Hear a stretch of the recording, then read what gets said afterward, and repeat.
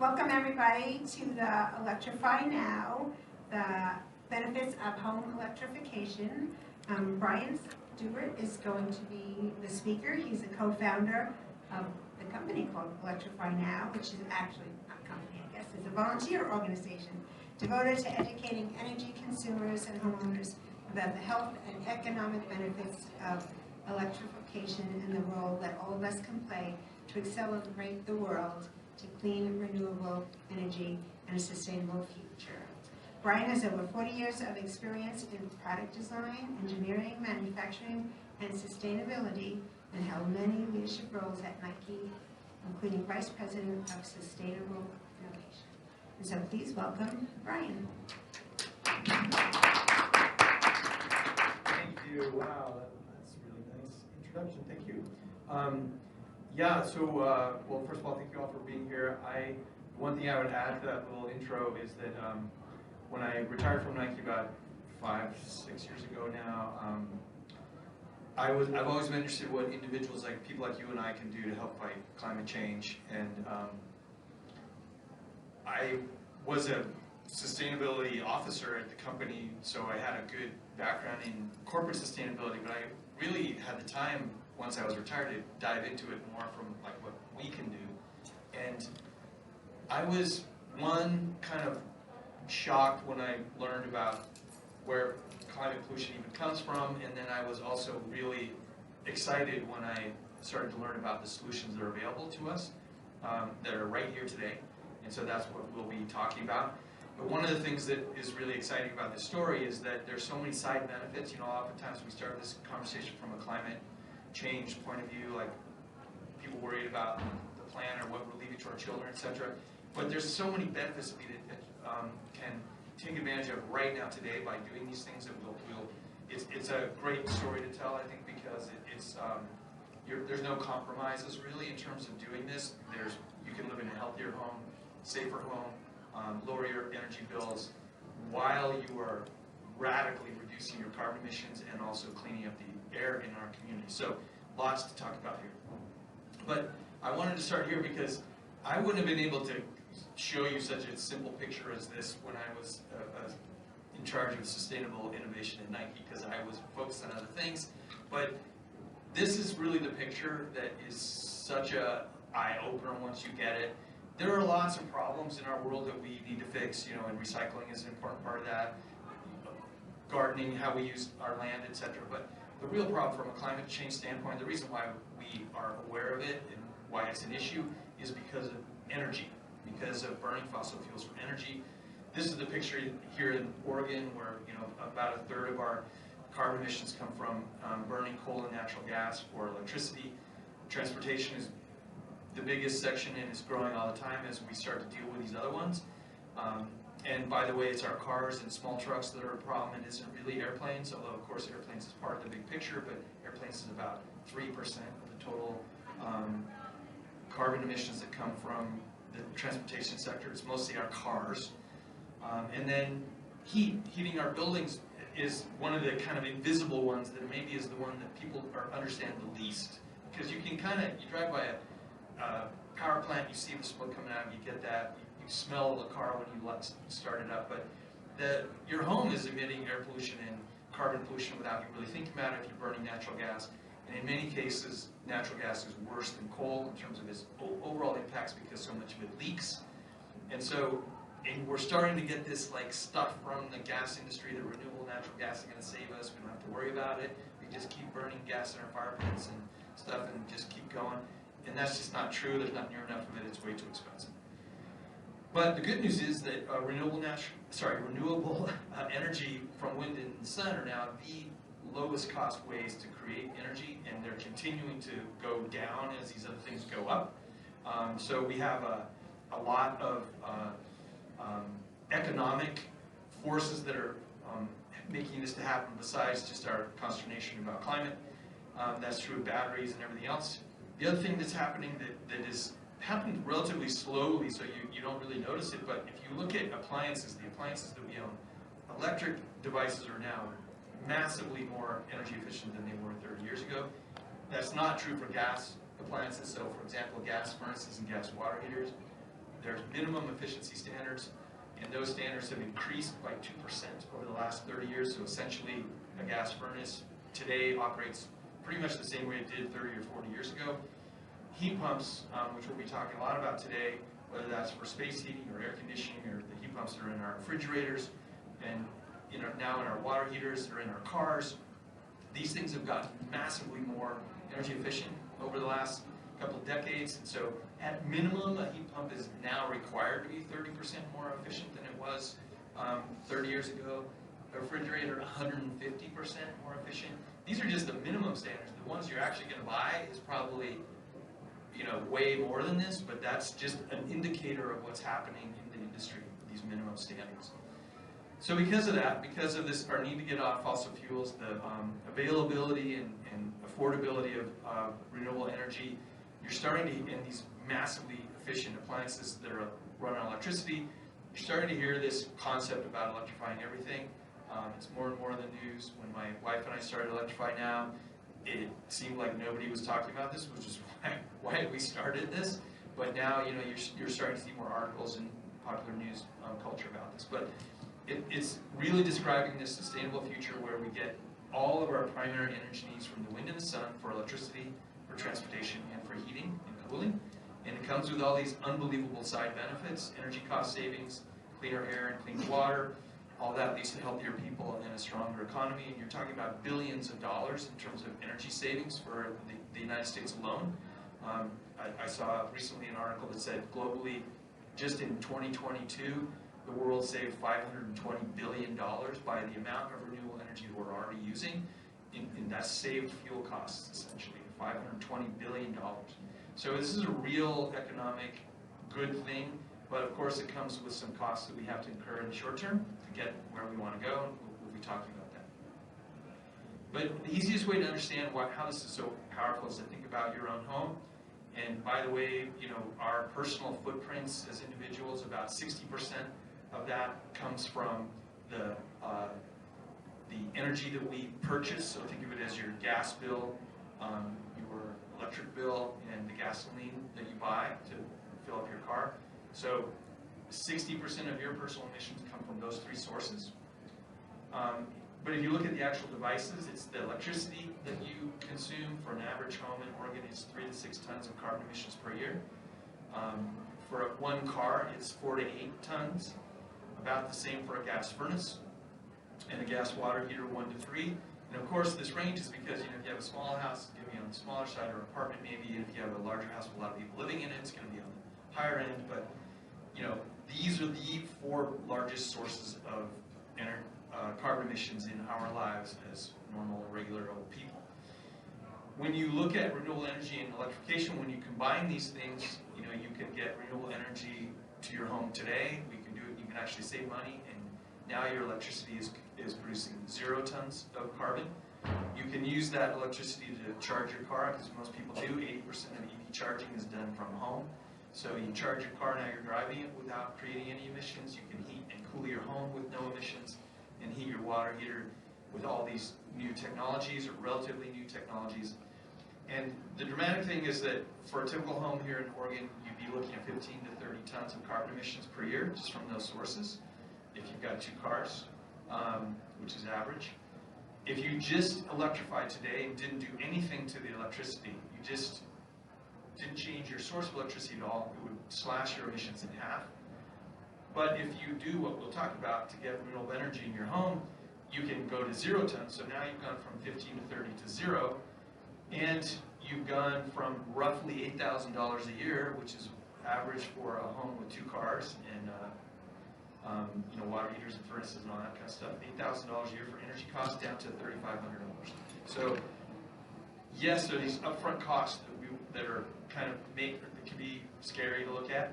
But once you get past that, the operating costs are dramatically lower, and the carbon emissions are just, slashed, literally to 0. Do you know if Chuck Williams... So the technologies that make this possible, that we'll be talking about, are heat pumps for water heating, for space heating, induction cooking.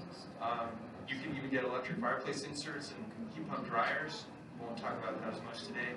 And then, of course, electric vehicles. And because all of this can be a little bit like overwhelming, with Electrify Now, we've tried to make it really simple for people. So if you go to our website, you would see it organized this way. How do I clean energy in my home? How do I electrify my home? How do I electrify my transportation? And then we like to remind people that, you know, we need to be bringing everyone along on this journey with us. So people who are lower income or have, you know, energy burdened issues in their lives, it's going to be harder for them to do this. So we need policy and philanthropy to help bring everyone along with us. So I think it's important to just be aware of that. But today we'll mostly be talking about what each of us can do in our own homes. So the first thing, and in some ways it's the easiest thing, and in some ways the most important, is to clean up your electric supply. And so, first of all, we have laws in this state which are mandating that we get to 100% clean, renewable electricity by 2040 and 80% renewable by 2030. So we have the strongest laws in the country on this front, which is great. But you don't have to wait for that to happen. You can do one of three things. You can either sign up for a green power plan. You probably know what those are. You have to pay a few extra dollars a month. You know, PGE, Pacific Power, has these, and that's good. It's even better if you put rooftop solar on, because now you're creating new energy generation. You're going to save money in the long term. But for some people that just doesn't work. Maybe you don't own your home, or you have too many trees around your house or something, or maybe you don't really want to wait 7 to 10 years to get your money back from that investment. A really amazing option we have here is called community solar. People here are aware of community solar? You guys are 18, all right. It's amazing. I mean, how many people here have subscribed already? Any subscribers? Okay, well, this is your chance to go from knowing about it to doing it. It's really easy. You go to one of these websites. They're Arcadia or Pacific or Common Energy, Neighborhood Power. All the information is on our website. You can sign up. It's really easy. You just have to, like keys strokes, literally, and you will be subscribing to a local solar farm that is pumping clean energy into our grid, and that will also come with a 5% discount on your energy bill.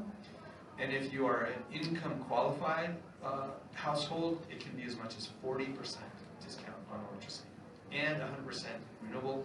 And you're creating clean energy jobs right here in the Willamette Valley, and you're adding to the cleanliness of our grid. So there's lots of good reasons to do this. And then once you do that, anything that you plug into your circuits at home is operating without creating any emissions. So I would highly encourage you to check out the community solar thing. There might be a wait list associated with that, so you be aware. But it's really an easy transaction. There's no fees for signing up, no fees for canceling. If you are a renter and you move apartments, it comes with you. So it's really a great program we have here.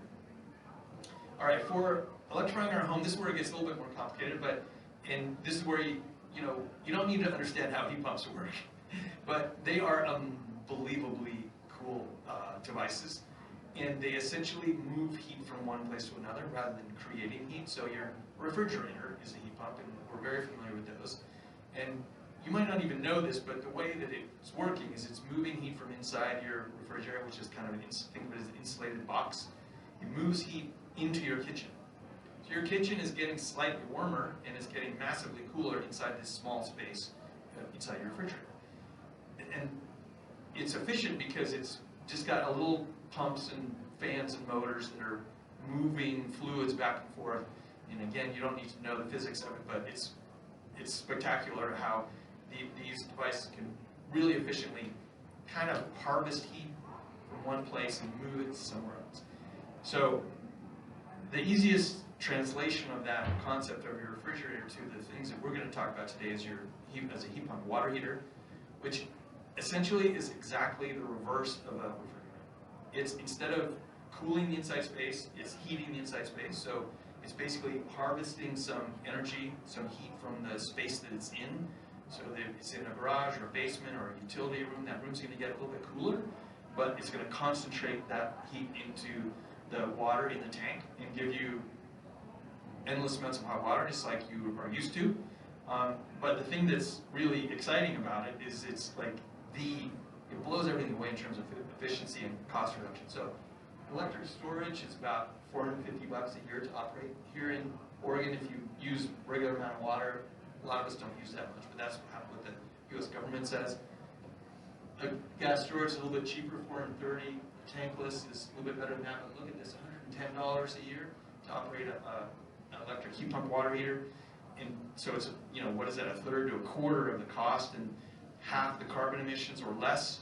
And if you've got community solar, you would be literally creating no carbon emissions for that hot water, so makes your hot shower even more enjoyable knowing that. And you're saving money. There's incredible deals that we'll talk about in terms of getting one in your home today. So yeah, that's one technology to be aware of. The other one is heat pumps for space heating and air conditioning. And again, this device is like imagine a refrigerator that can heat and cool. That's what this is. It literally is a pump that's working in two directions. And it also comes with these other benefits, like because it moves air more consistently through your home, you're going to get cleaner air because you've got air going through your filters more regularly. You've got more even heating because of that continuous airflow. You're not getting cool spots, etc. So lots of comfort advantages as well. But these things, because they heat and cool, it takes care of a problem that's becoming more of an issue here with air conditioning in the summer. And they come in kind of two basic formats. There's this central ducted heat pumps. You'll hear them called one of those two things. And basically that's an external unit that looks a lot like an air conditioner that you're used to seeing out there, although they're typically quieter than new ones. And they are connected to an air handler that replaces your furnace and then blows warm air or cool air through the ducts in your home. So you're getting all that heating and cooling through your existing duct system. If you've got a gas furnace, you would replace that furnace with this air handler and add that external unit. They're also a ductless version of that, which is for homes that don't have ducting. Like if you have a home that has baseboard heating, for example, electric baseboard heating, a good option would be to put these ductless systems in because this wall-mounted head is now basically blowing cool or warm air into your home and communicating with that outside unit that is harvesting the heat from outside. And you can kind of see from this picture, it can do that even when it's incredibly cold outside. These things are being put in places like Alaska and Maine, coldest places in the United States. So the technology is available to make your home plenty warm without the need for gas backup. So if you encounter someone who's telling you need a gas backup for your heat pump, you're working with the wrong contractor because that's outdated information. And we have information on our website. One of our partners is sitting right here in the back. And there are contractors, lots of them, not as many as I'd like, but there are plenty who know that this is possible to do and have done it hundreds of times. So don't get talked into needing gas backup. All the major manufacturers, anybody who makes furnaces pretty much is also making this technology now. This is not new stuff. It's been around for a long time. Some countries like Japan and places in Europe, that's all there is. And this is why it's attractive, again, from a cost standpoint. It's the cheapest way to heat your home. Even a really efficient gas furnace, most likely you're going to see some savings with a heat pump. It may be closer to parity if you're looking at a brand new gas furnace. But if you're replacing an older gas furnace, you will save money by going to a heat pump, absolutely. And then, of course, you get the benefits of air conditioning. You will cut your carbon emissions in half, just like we saw with the heat pump water heater. And again, it's not that hard to get renewable energy in our homes and make those emissions go to zero. So the word is getting out about heat pumps, and I'm excited to see this information from the AHRI, American, I don't even know what that acronym is, but they're the people who watch all the HVAC shipments around the country and you monitor that. And so what you saw in 2018 is that it was 54-46 in favor of gas furnaces being installed, and that has completely turned around now because the word's getting out. People know that this is better. And so I guess I like to share this because if you do this, you're not alone, you're not like an end member of this weird, crazy cult, it's like this is happening. But we need it to happen even faster. Okay, so how many people here, anyone here have an induction stove? Okay, would you ever go back to gas? Or do you miss your gas stove? I knew you were going to say that, so it's easy for me to call. She's not a plant. We didn't rehearse this. I know that's going to be the case anytime I ask that question because they're just better. But they also have these other advantages. They're much safer. They're way better for indoor air quality. You know, you may have been seeing this. The American Medical Association came out with a statement not long ago that use of a gas stove increases the household air pollution and the risk of childhood asthma and asthma severity. And it's not a modest, it's a 42% increase in the risk of childhood asthma from kids who grow up in homes that have gas stoves. So it's not insignificant. Elderly populations also more at risk from those factors. The other thing, Stanford released this study that said that having a gas stove is essentially like having someone smoking cigarettes in your home in terms of the cancer-causing agents like benzene that are emitted from burning methane in our homes.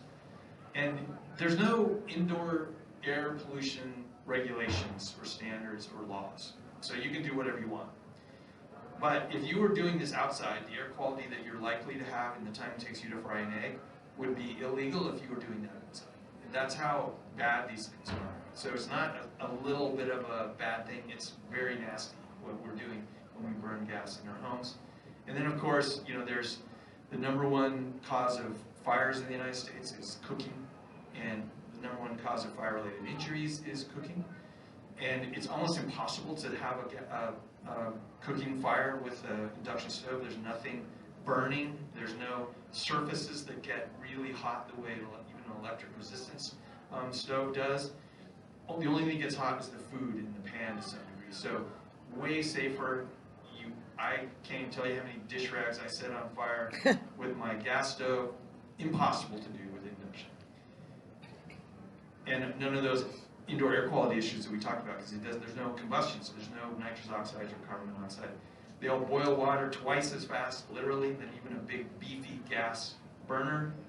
And lots of other performance reasons to like them that you would notice if you tried them. They heat up really quickly, they cool down really quickly, etc.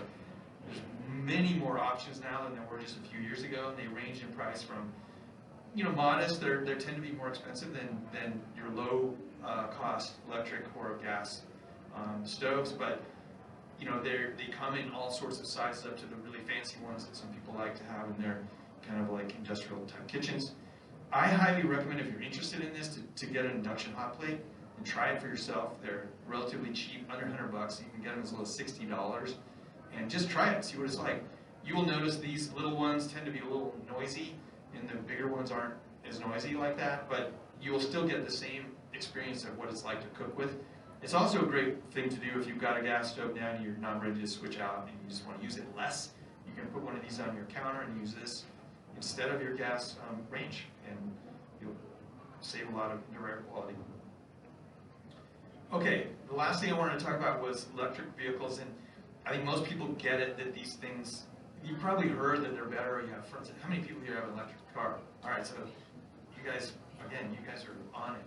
I feel like I'm preaching to the choir here, but again, would you go back to a gas car? I mean, it's like hard to imagine, isn't it? I mean, they're so much more fun to drive. Does anybody miss going to the gas station? I do. I think so. But this is, you know, a couple things you might not know. They're safer. The American U.S. Department of Transportation says that over the last 10 years, electric vehicles have contributed to accidents 40% less than gas cars, and auto injuries 40% less. So they're safer, which is nice to know.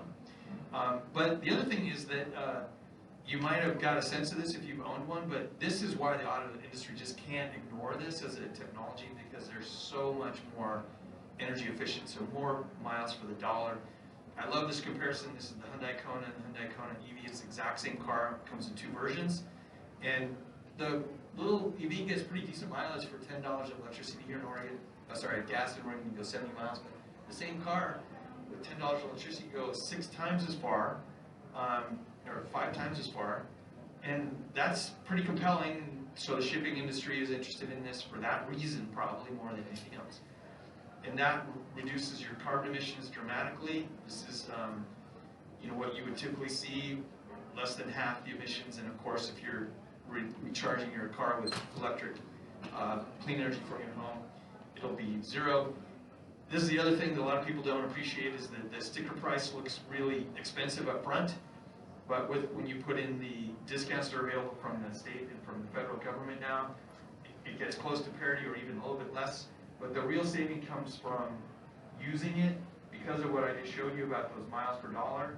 Instead of almost $8,000 or over $8,000 for 5 years worth of fuel for this relatively fuel-efficient car, you're talking about $1,800 worth of electricity, almost no maintenance because it's windshield wipers and tires, no tune-ups. So over 5 years, you're going to save almost over $9,000, which is, I think, important for people to understand, because people think that electric cars are expensive, but in the long run, they're way cheaper. And that's why EV sales are up.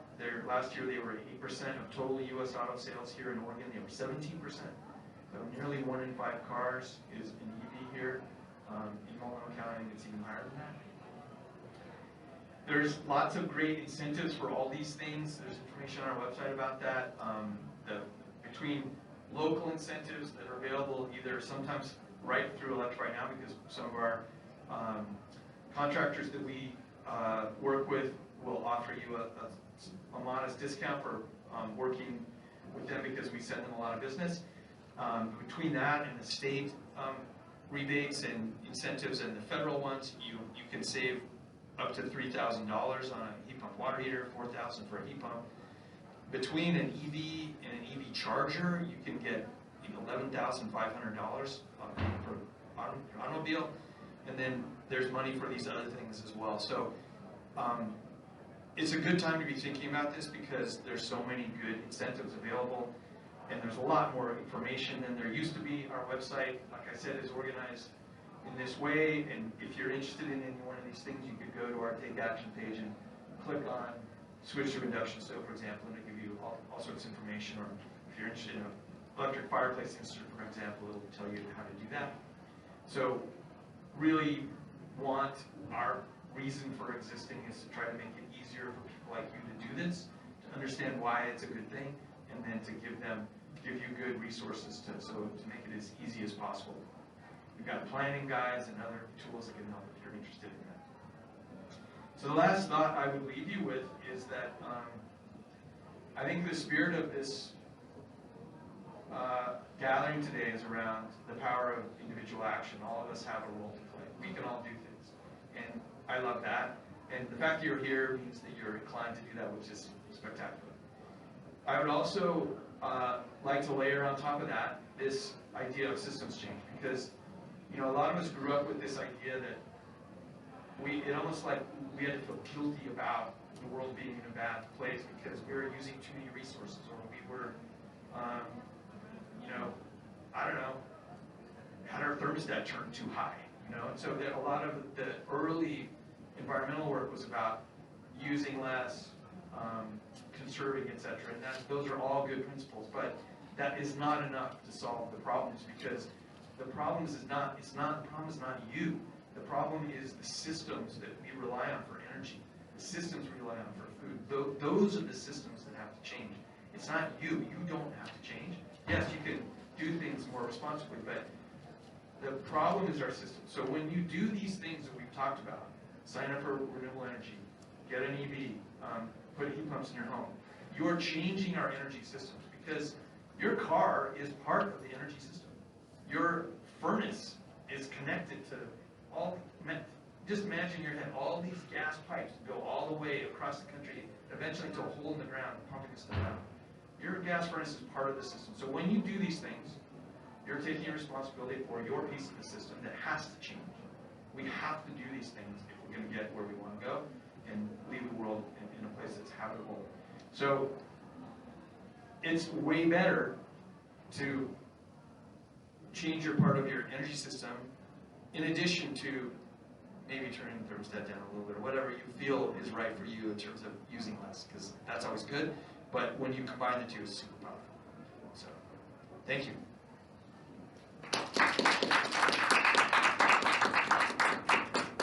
And I'm I'm happy to answer questions if we have a few minutes, yeah.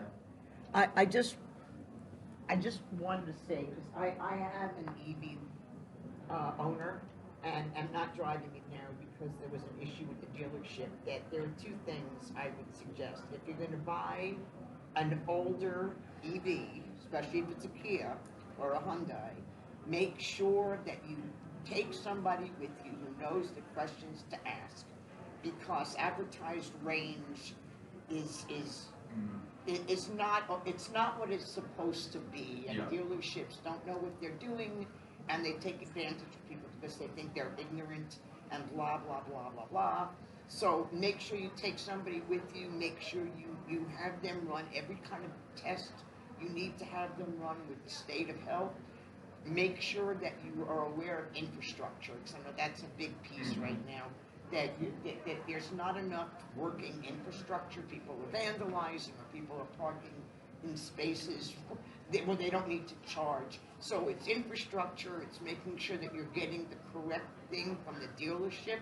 You have no idea what range anxiety is all about until you've been told that something will go 90 miles, even if it's on the gasometer, but it's only getting 60. And and it's all about how you drive, I know that. But so dealerships really don't know what they're doing in many respects, so be careful. Infrastructure, and also, and I don't know how this is going to work, but the price of electricity is going up. And I'm not saying it's in any way comparable to the price of gas, for real. But, just think about this. And the other thing for me is, what happens if the grid goes down? Like what happened in January. Or is it going to be a mandate that everybody has to have a generator?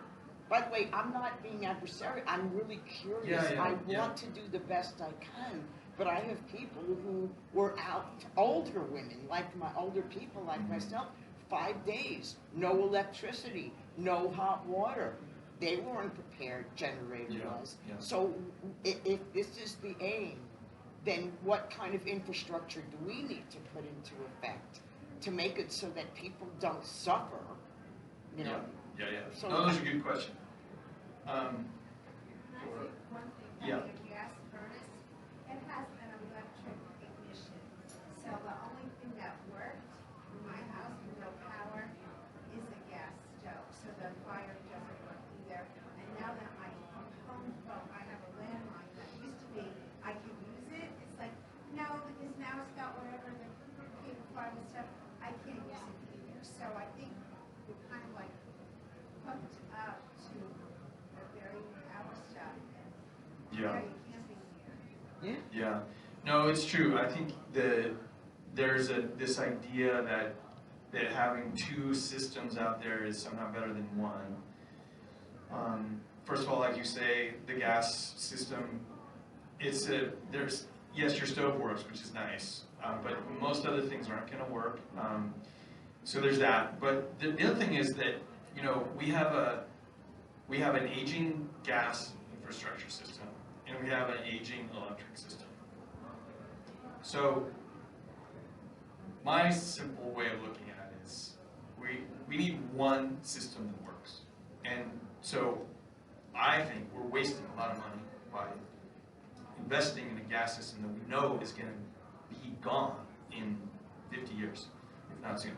So, but I agree with you that our systems need to be, we need resilience, etc. One interesting thing that's not quite here yet, but is on the horizon, it's not far off, is that our EVs are a giant source of, they're a big battery. There's a huge battery. So in Europe, for example, EV to home is a thing. It's not a thing here yet.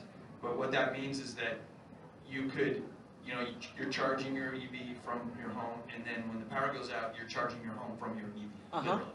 And so an EV could run a home for a week, typically, depending on how cold it is outside, etc. Lots of factors, but how big it is, etc. But you can get a lot of power from your EV.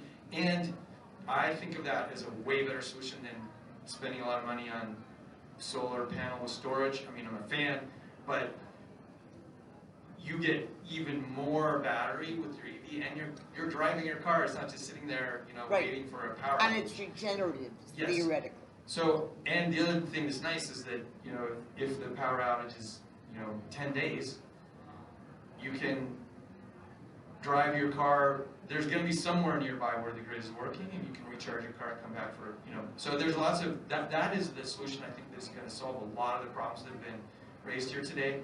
Unfortunately, it's not here yet, but I don't think it's far off. Yeah.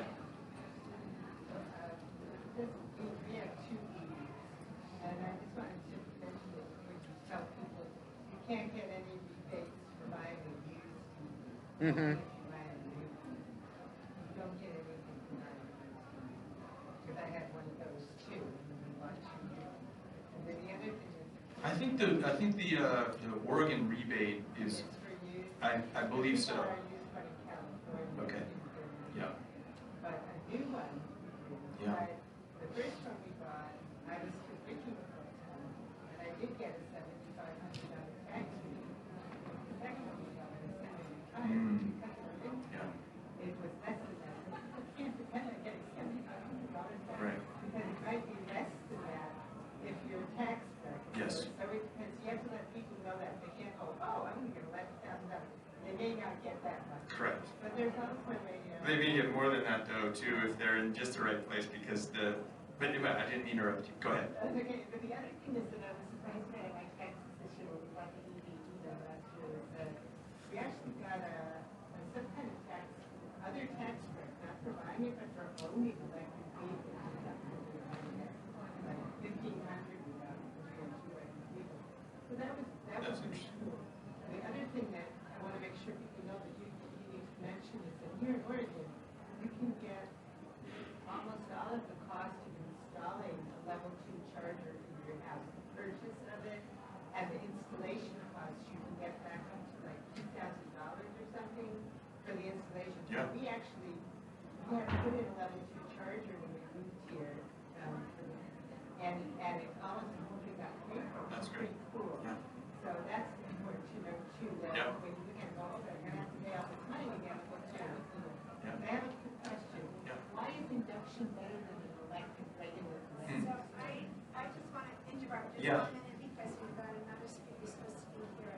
I'll ask you Okay. later. I'll Yeah, come yeah. back later. Brian's got a table, so. Yeah, come find me out there. I'll be out there. And then there's some empty tables too, so you can, even if you want to go out to the hallway or something and find a place that you can ask Brian the Yeah. questions. No, I'd be happy to. I'll come to the table and ask you. Perfect. Thank you. Thank you all. Lady had her hand up first, I think. Thank you. I can come ask you. Okay. My question is, I understand the desire to have to shift away from gas.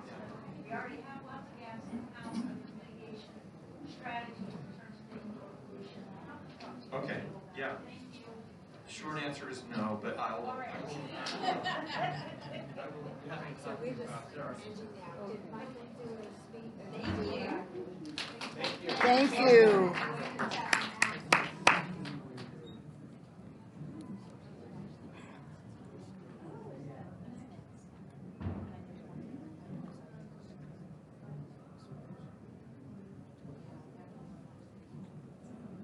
Anyway.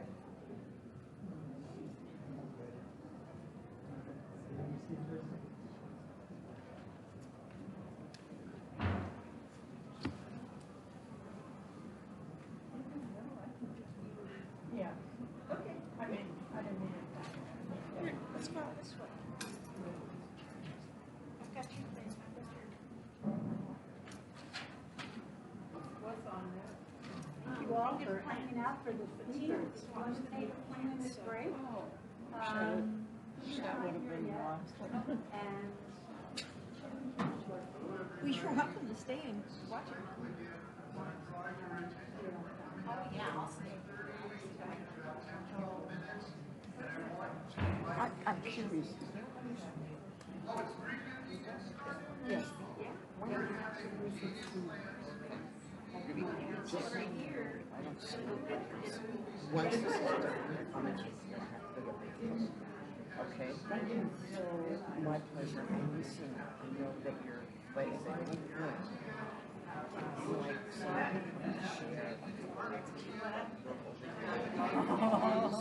I am totally down with this. Really. Okay. All right. When we're beyond the 8-week stage. Rock on, absolutely.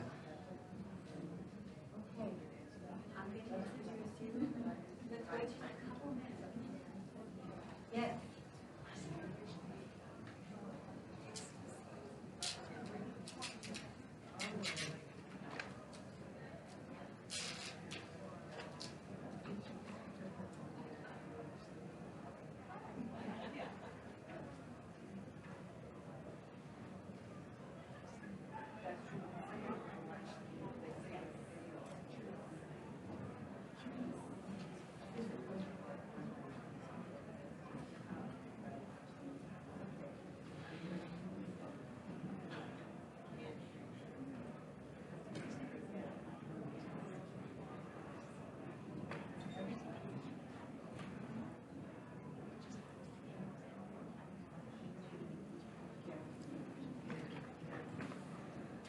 All for being here at the climate fair, because if it wasn't for you, we wouldn't have, we'd have all these empty tables and speakers with empty chairs. So thank you all. And I would like to introduce next our final speaker of today, Wayna Donata. And Wayna, she's had a table in the back, and she'll be at her table afterwards if you want to speak with her a little bit more. She's in the far row, and it's a table full of living things. Wayna grew up in Jakarta, Indonesia, and she's always been enchanted by plants. Charmed by not only their beauty, but how they grow and interact with the animal world, and their functional design. She pursued a fine arts degree in California and studied native horticulture with the Theodore Payne Foundation, which is dedicated to the preservation of California native plants.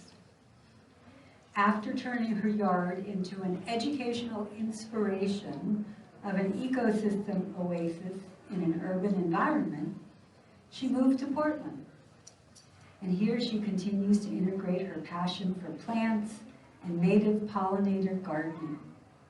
With her artistic vision and design, she founded her business, Poppy and Finch, where she leads creative native plant workshops for educational groups and private parties.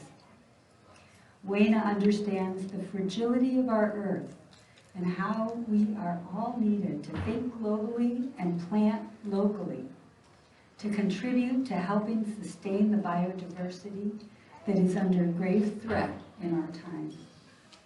Native plants are the base food web for the cycle of life. And Wayna understands that and is here to help us all feel inspired, and not just inspired, but committed to doing our part with this work. So thank you, Wayna. Thank you for being here.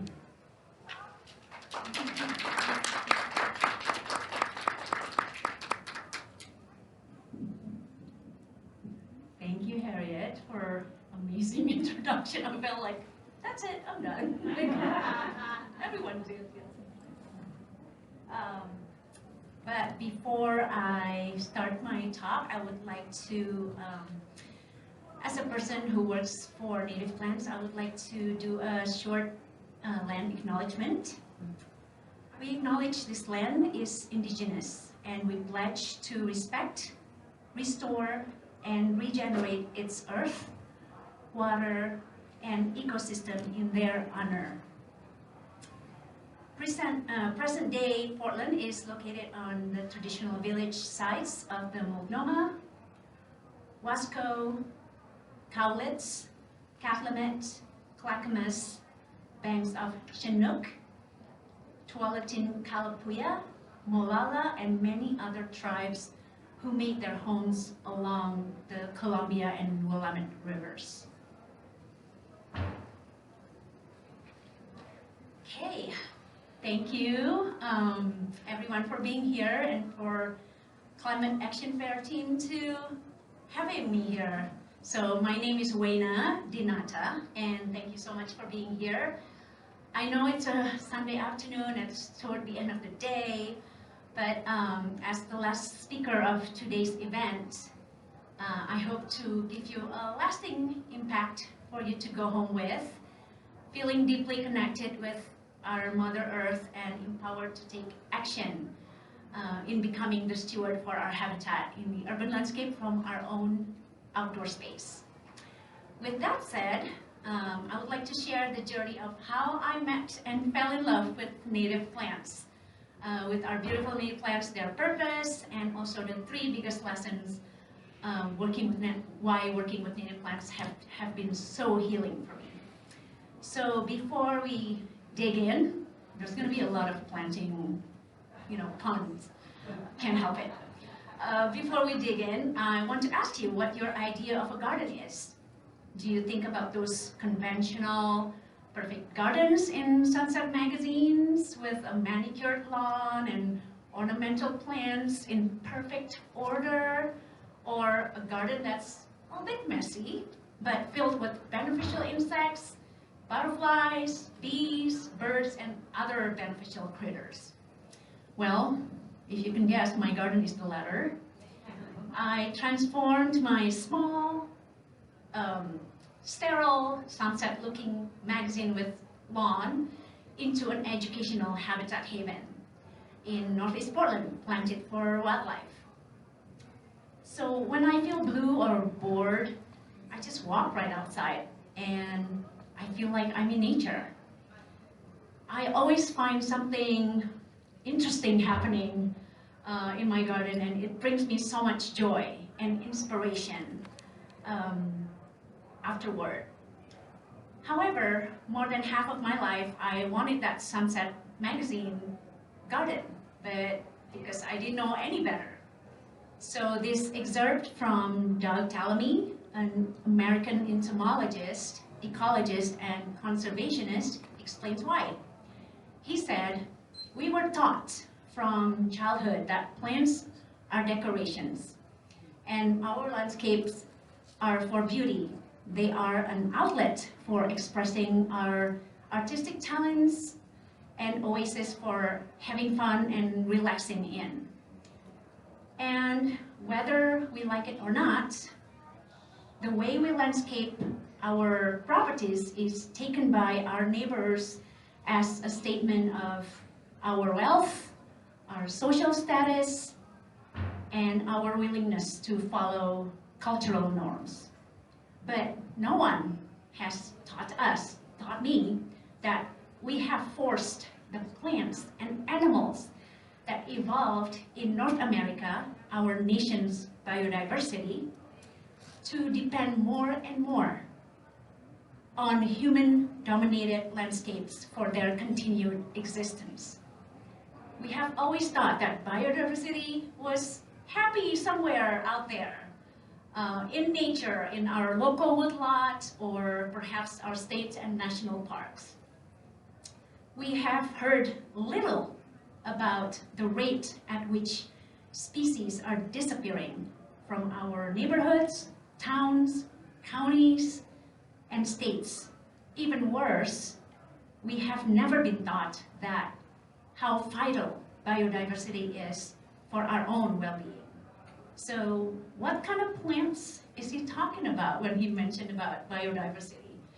Do you want to take a guess? Native plants! So half of my life, I didn't know any better. So I thought plants are plants. But today, I would love to tell you more about what native plant is and its crucial role for our wildlife and well-being. But before I tell you about it, I would like to take you on a journey of how I met and fell in love with native plants. As Harriet said, I was born in Jakarta, Indonesia. I didn't have a garden. It's a big city, metropolitan city, so only a small concrete planting area. And with that little planting area, I loved serving the plants that I had in there. So since I was a little girl, growing up in a big city, I wasn't really exposed to nature. And my parents are not the outdoorsy kind. My mom loves shopping to the mall. Not even outdoor, she doesn't like going outdoor. And so they never took us camping. But regardless, as a little girl, I have this big inclination and soft spot toward nature. I always sobbed profusely when I watched wildlife being tortured or habitat being destroyed on National Geographic. Like I was feeling their pain, or I knew there's an urgency for our wildlife. Then after high school, I went to San Francisco for college to study graphic design, focusing on branding and packaging. And then after San Francisco, I moved to Los Angeles, California. Don't judge me. I followed my ex-husband, hence ex, where I worked full-time at different graphic design studios for 18 years. As much as I enjoyed working at graphic design studios, back then, designing identities and food packaging for big brands or big companies hurt my soul. Because behind those big brands that I worked so hard to make them look so good, their ingredients were shit, pardon my language. And they only care about profit, not their employees' well-being, let alone the environment. I realized that what I was doing was part of the problem. So that little girl's inclination to nature kept gnawing at me, and as an adult, I started longing to do something good for the environment. So on the weekends, I volunteered for nonprofit organizations around sustainability, which led me to Theodore Payne Foundation, a nonprofit that is dedicated to the understanding, preservation, and use of native plants for our habitat. That's when I met and fell in love with the beauty and purpose of native plants. It was love at first sight. Now that I shared how I fell in love with native plants, I would like to tell you all about them and why they are so important for our wildlife. A plant is considered native if it has occurred naturally in a particular region, ecosystem, or habitat without human introduction. Native plants have formed symbiotic relationships with native wildlife over thousands of years, and therefore offer the most sustainable habitat. Consequently, 9 out of 10 leaf-eating insects, including caterpillars that turn into butterflies and food for our birds, they only can eat plants that are native from here because they've been co-evolving over thousands of years together. For example, research by Del Tallamy has shown that native oak trees support over 500 species of caterpillars, where ginkgos, a commonly planted landscape tree from Asia, only host 5 species of caterpillars. When it takes over 6,000 caterpillars to raise one brood of chickadees, that is a significant difference. Meanwhile, we only have 4% pristine habitat left in the US due to habitat loss to development and agriculture. So those learning nuggets shook me to the core. That little girl in me said, that's it, Wayna.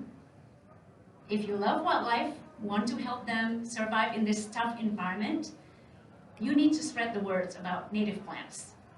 Native plants are the base food web for our wildlife. Without native plants, there will be no wildlife. And when there's no wildlife, guess what? We're screwed. Why? Because we depend on them. An example, our native bees play a crucial role in pollinating our food source. They prefer to forage from native plants than exotic or ornamental plants. They have been doing all the legworks for our agriculture before honeybees were introduced by human in the 1600s. Our native mason bees are 120 times more effective than honeybees. It takes 1 to 3 mason bees to pollinate mature trees, where it takes 300 to 400 honeybees to pollinate mature trees. So they're more efficient pollinators because honeybees have a colony to support and carry most of the pollen they collect back to the hive, where mason bees and most of our native bees are solitary and do not have a hive, so all of the pollen they collect stays with them.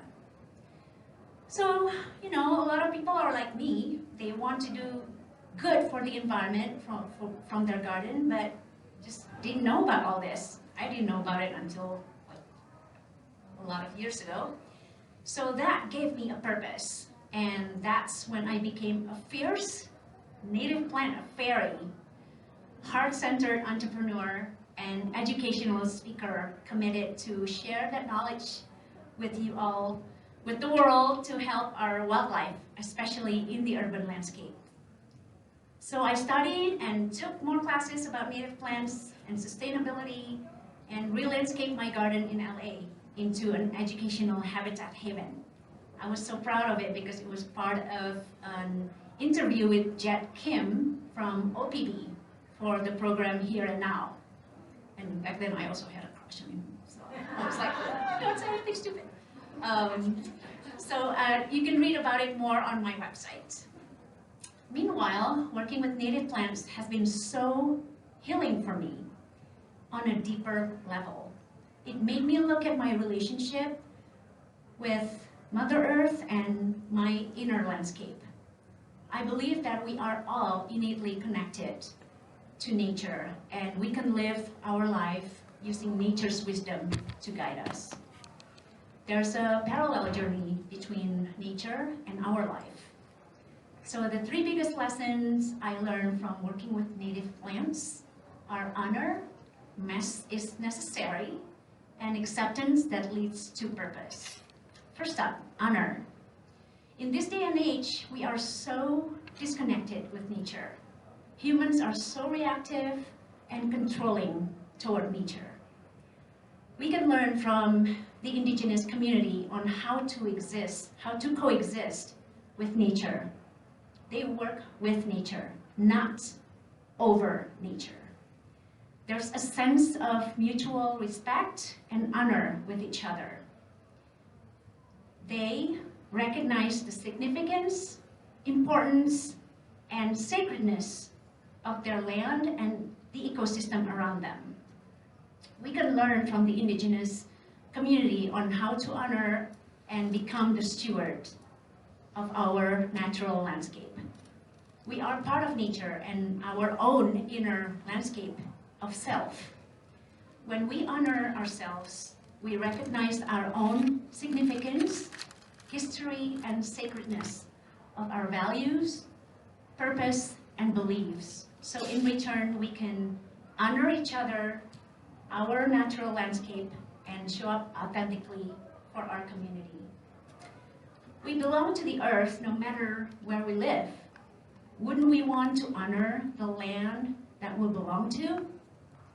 Wouldn't we want to honor the kinship with our plants, insects, and birds that bring us so much joy?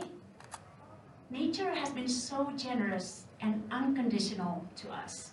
So now it's time for us to reciprocate and honor her. Let's honor the land, the rich history and ecosystem wherever we live by decolonizing and restoring our gardens and outdoor spaces with native plants, the plants that belong wherever we live. Second lesson, mess is necessary.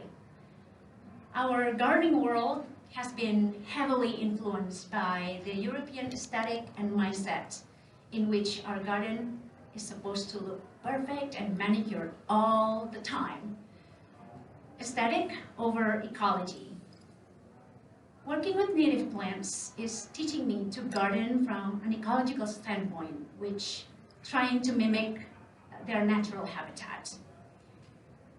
Nature doesn't have a gardener to pick up the leaves, to cut up the branches, so leave the leaves. Those leaves and dead hollow stems, brush piles on the ground are homes for our critters, especially during winters. For example, Luna moths and swallowtail butterflies disguise their chrysalis, their cocoons and chrysalises as dried leaves, blending in with the real leaves. Bumblebees create their nests in cavities underground, in trees too, and in brush piles. With that said, mess is necessary. It serves a purpose for the habitat, which to me is more beautiful and meaningful than a tidy yard. We can shift our mindset from a temporary perfection into a profound, long-lasting impact for our habitat. Just how our life and feelings, right? It's so messy, but it's part of the process being human, especially with the grief in the world and in my own personal life. It has been a rough 2 years for me because I lost my mother-in-law and my dog the year before, both to cancer. But as messy as grieving is, I would rather be open to the mess than suppressing it.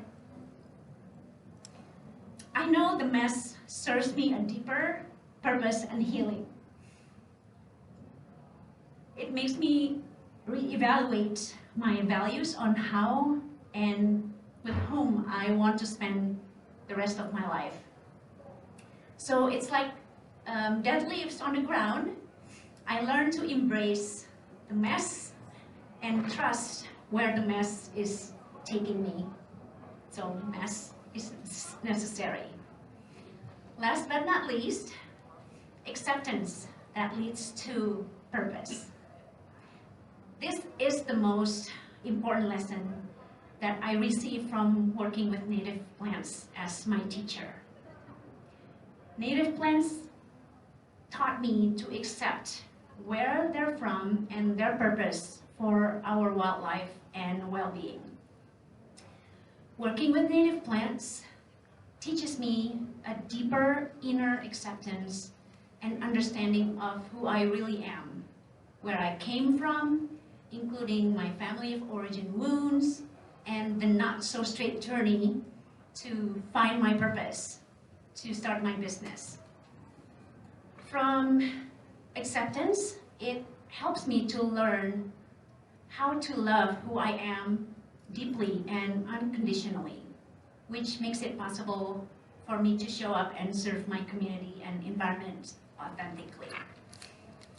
Now at 52, well, not quite, in May 23rd, but I'm just like, might as well. At 52, I learned to accept that being an entrepreneur is not easy, especially while going through, maybe this is too much information, going through a perimenopause, but we need to normalize it, right?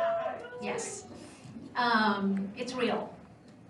So I accepted the discomfort and challenges of starting something that is, because my business is so niche, because a lot of people are like, are you a landscape designer? Are you a botanist? I'm like, no, not really. I'm just like a native plant, a fierce native plant fairy, teaching workshops, educating people. But, you know, even though it's hard, I didn't want to take the path of least resistance to serve my purpose. So let's cultivate our connection with nature through acceptance by learning deeper and becoming more curious about the beauty and purpose of ourselves and our native plants. Working with native plants inspires me to become like them, purposeful and resilient. Let me help you cultivate your connection with nature in a deeper and meaningful way. And also let me help you become the steward of our land and wildlife, wherever you live. Because through acceptance, each of us can become like our own native flora, beauty with purpose. Thank you.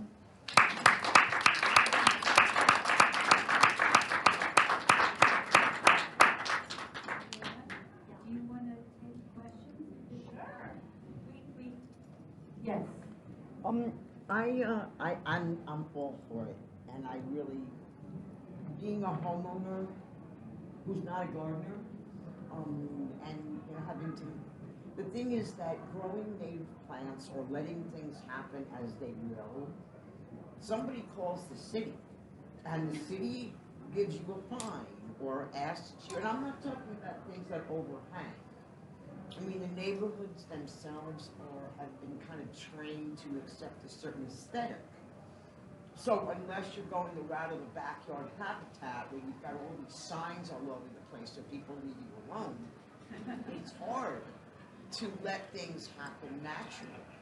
So is there any, I mean, how can we balance that? I'm not saying I want to, instigate ugliness, but it would be really nice if my yard could do what my yard does and brings in the people or the animals that it does without fearing that somebody's going to report me as a nuisance.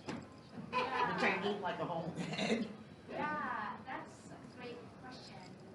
But you said it, you had the answer, because the answer is like trying to figure out the balance, and unfortunately, our society is not there yet. Yeah. So, yeah, I'm sorry that happened. No, me too, but it's just yeah. it's something to, the desire to do this. Yeah. Is really, again, it's like with the electricity, you have to, there are barriers, and they need to be removed one bit at a time. And so when you speak about this, it's really good, you know, and if you could convince the people who make the laws that, no, you don't understand, you're helping. If you let this happen, you're helping. Yes. But, that saying, like, it takes a village. It takes a village to do anything. Amen. To re-educate, even like, unfortunately, our cities also, they don't hire people from the ecological standpoint. So, there's a gap there. And I can see that. But thank you for letting it. Letting it out. Go. Wayna, I have a question too, and then you're next, and whoever wants to raise a hand will do a little step. So, big difference between native and natural. Correct. And naturalized. And one of the things that naturalizes, unfortunately, are invasive plants. And some of them I know in my neighborhood, what naturalizes, with Roberts, what's the stinky Bob, that one, and then there's a lesser saladine. Oh, that's and so I'll let you speak about the importance in promoting natives, that we do have to do sometimes a lot of gardening work and a lot of weeding every single year to manage the invasives. Thank you, Harriet, for that question. But like from my experience, when you, it takes a lot of hard work at the beginning for your garden to get it right, because I let it, like my lawn, I let it dry for like a year. I use the lasagna method, and then now it's actually not so bad. I mean, things come up, but it's like the grass didn't come up, that didn't come back, just like a little bit here and there. But yeah, about the invasive, that's why also part of my work is to educate people that you can't do like a selective things, like because in environment, in our habitat, everything is connected. You can't just bring an animal and drop it here and then everything goes well. That's why, you know, with all the naturalized plants like ivy and lesser celandines, when I said naturalized, that means it's where native plants are naturally occurring. Where naturalized is somebody brought it here and then they're doing well. And some of them are too comfortable, but it's not their fault, you know, they're just doing what they're doing. So that's why I feel like it's more important for people to know that you can't just be selective. You have to think about the cost and the impact of everything. And also, I was going to say, so a lot of people also ask me, so, you know, with the climate change, we're getting either too wet or too hot. And a lot of people are like, well, let's bring the plants that are from Mediterranean climate. I'm like, that's not a good idea, because sometimes we, again, like I said, I feel like sometimes we're so reactive toward, you know, the problem, where actually, you know, we've been having climate change for like so many years, for decades. And then the native plants are still here, so they're actually adjusting to our climate. So don't be too reactive, like, oh, bring the plants from, you know. So just actually keep nurturing, keep cultivating our native plants, keep integrating native plants to our garden, to our outdoor spaces. Because if we bring the non-native plants just for climate change, it doesn't really solve any problem, but it only exacerbates the problems that we already have. Because if we're bringing plants that are not from here, then we're not going to have food source, because our native critters are not able to eat them. And the same thing, like when a lot of people say, like, oh, I have a butterfly garden, you know, great.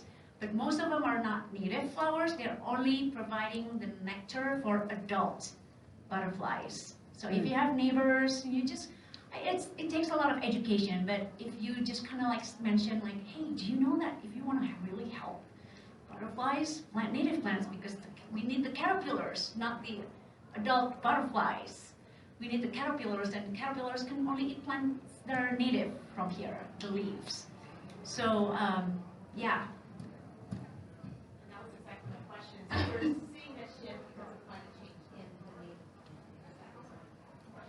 Yeah, I mean, you know, we start introducing plants here and there from Eastern Oregon, but I'm also the outreach technician for the Backyard Habitat Certification Program.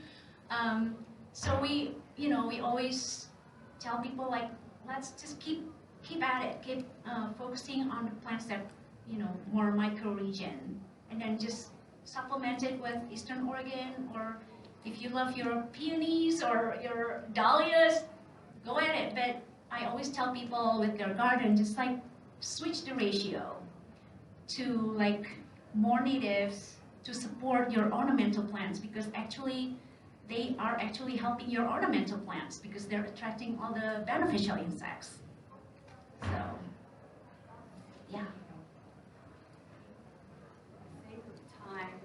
We're going to have to call it a day. I can talk about it.